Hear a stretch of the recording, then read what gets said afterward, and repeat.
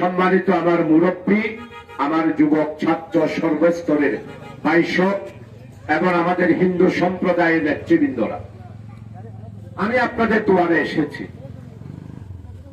আগামী 12 তারিখ বাংলাদেশে একটি পৃথিবী কাঁপানো এবং পৃথিবীকে উদাহরণ সৃষ্টিকারী একটা নির্বাচনের আশা ব্যক্ত করেছেন আমার মাননীয় উপদেষ্টা, বিশ্ববরেণ্য স্কলার এবং নোবেল বিজয়ী আমার প্রিয় মাননীয় উপদেষ্টা ডক্টর ইউনূস সাহেব এবং ইন্টারিয়াম গভর্নমেন্ট।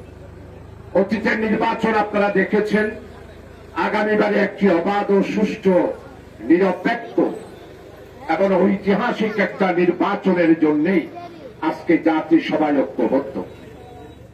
আজি রাস্তার মাতার সর্বস্তরের বাইও আয়সা জাম চৌধুরী আমরা ব্যাগগুলো আরে ছিল।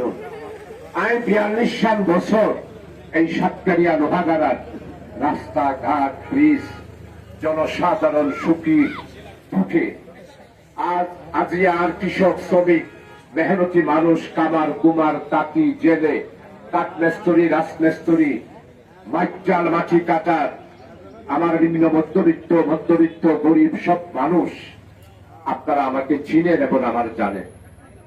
91 এই ফুরি বিলাত আই ঘরে ঘরে গেই 2001 সালে তো আমরা দুয়ারে দুয়ারে গেই আমরা তারিফাল রাতপুর দিয়ে রে আমরা সেবক হিসাবে আর পার্লামেন্টের ভূমিকা এবার আমরা সুযোগ করে দিও। আমার মনে হয় হরিকায় চ্যালেঞ্জ করে হইতে পারিল।